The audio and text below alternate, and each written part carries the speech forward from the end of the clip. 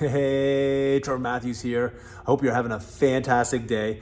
I just wanted to share a tip with some apprentices, mechanics out there, and try to bring value to your company. So I got a compressor here that came back. So it's back here. It failed in the field and it's been returned. And they're probably not using it again, because they left the parts on it. Well, sometimes they do, sometimes they don't. But if you're an apprentice, you own your own company. For an example, look at this head cooling fan. It's brand new. It's recently. I can tell it's been recently replaced, and I haven't tested it, but I bet you it works totally fine.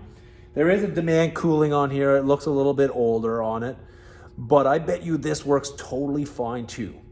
With the new refrigerants that are coming out, especially for low temp, you're going to need demand cooling a lot of the times, or a head cooling fan.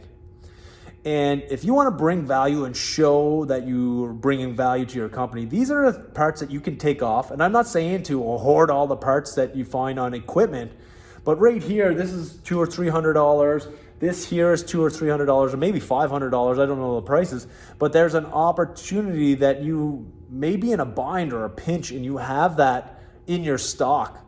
Because I've seen it before. I've been on to many sites where I had a failed component, Syntronic, demand cooling control, something failed, a fan for sure. A fan, I've seen hundreds and hundreds of fans on racks before failed. I've changed lots of them. So this is an opportunity where you can either help yourself out, where you don't have to wait to maybe get the parts and have it in stock, maybe at your shop. And pretty simple to install these.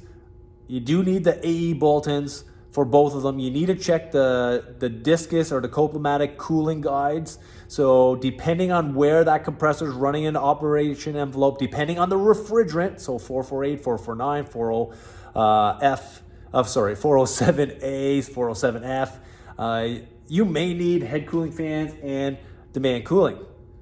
High pressure temperature probe right in the head, right here. Here's the demand cooling. Here's the injection solenoid that just ties in right onto the low pressure side. I know it's hard to see there. Very simple to install, but you need to understand. You need to have that bolt-in. You need to have the wiring diagram.